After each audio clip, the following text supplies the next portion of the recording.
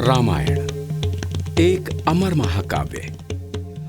कथा है उस महान मर्यादा पुरुषोत्तम राम की, जिसने मानवीय धर्म और मूल्यों का पालन करने के लिए जीवन के सुखों को त्याग कर अपनाई जीवन की कठोरताएं और चुनौतियां।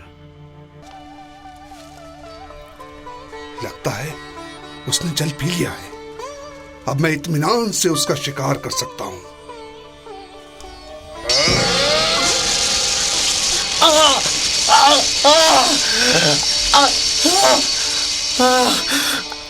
ये क्या?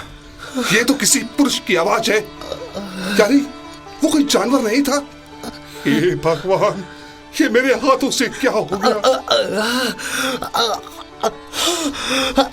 हे युवक, तुम कौन हो? क्षमा करना, जाने में मैंने तुम पर बाण चला दिया।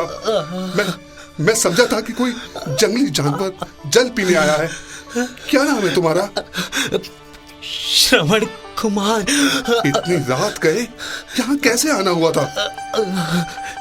मैं अपने नेत्रहीन माता पिता को समस्त तीर्थों की यात्रा कराने ले गया था। सरयू के पवित्र जल के स्पर्श से उनकी आंखों को ज्योति मिल सकती थी। वो दोनों इस समय प्यास से तड़प रहे हैं और मैं अभागा यहाँ मृत्यु के लिए तड़प रहा हूँ। अब मेरा दुर्भाग्य देखो कि मेरे मरने से पहले मैं अपने माता पिता की प्यास भी नहीं बुझा सकता। आपने अभी तक अपना परिचय नहीं दिया। आप कौन है जिसने एक निर्दोष को अपना शिकार बनाया? मैं कौशलाधीश अयोध्या नरेश दशरथ हूँ। तो हमारे राजा हैं। आपके बारे में तो ये प्रसिद्ध है कि आप अपनी प्रजा का बहुत ध्यान रखते हैं। फिर मेरी रक्षा करने की बजाय आपने मुझे जान से क्यों मार दिया महाराज? मैं बहुत अधिक लज्जित हूँ श्रवण। निश्चय ही मुझसे बड़ी भारी भूल हुई है। बताओ मैं तुम्हारे लिए क्या कर सकता हूँ? मैं भी लज्जित हूँ, क्योंकि मेरे सामने मेरे महाराजा हैं और मैं उठकर उन्हें प्रणाम भी नहीं कर सकता। ये शिष्टाचार की मर्यादा के विरुद्ध है।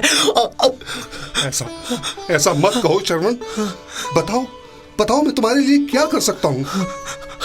काश कि मैं अपने हाथों से अपने माता पिता को जल पिला सकता, परंतु अब आपको मुझ पर यह कृपा करनी होगी महाराज।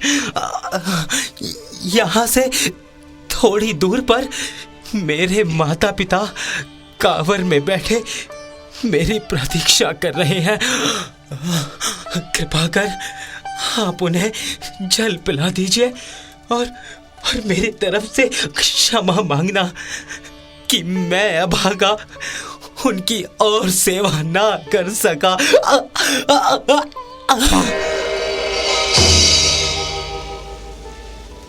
श्रवण अपने प्राण त्याग देता है।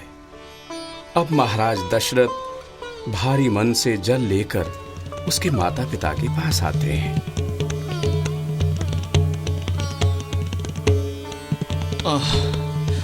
अब हम जल के बिना एक पल भी नहीं रह सकते। श्रवण, शीघ्र आओ श्रवण। श्रवण, तुम कहाँ खो गए पुत्र? शीघ्र जल लेकर आओ, नहीं तो हमारे प्राण निकल जाएंगे। श्रवण, कौन है? ये किसकी पदचाप है? क्या हमारा श्रवण आ गया?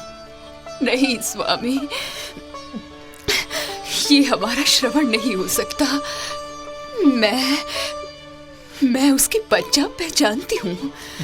हे आगंतुक, तुम कौन हो और यहाँ क्यों आए हो? ये सत्य है कि मैं आपका श्रवण नहीं हूं, परंतु हाँ, मैं आप दोनों के लिए जल अवश्य लाया हूं। लीजिए, ये जल ग्रहण करके अपनी प्यास बुझाइए और अपने नेत्रों पर लगाकर नेत्र ज्योति प्राप्त कीजिए।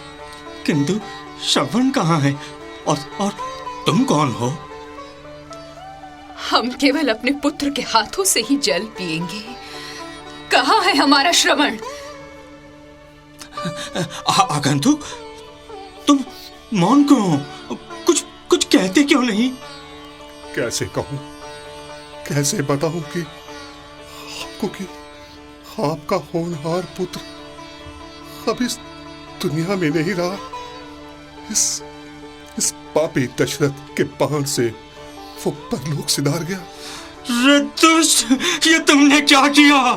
श्रवण तुम कहाँ हो पुत्र? तुम्हारी माँ तुम्हारे पीछे आ रही है। कहाँ हो पुत्र, कहाँ हो?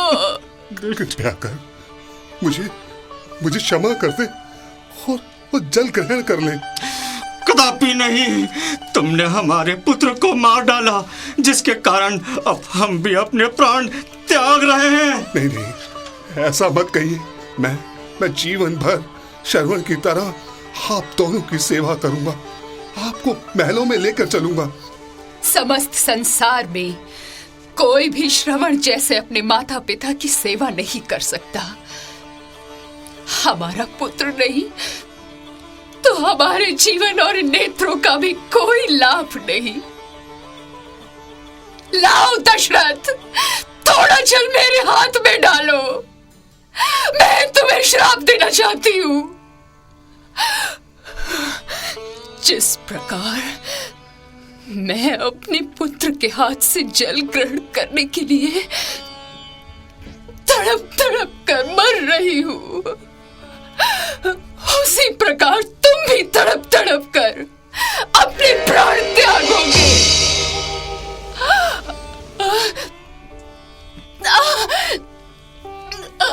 पुत्र श्रवण,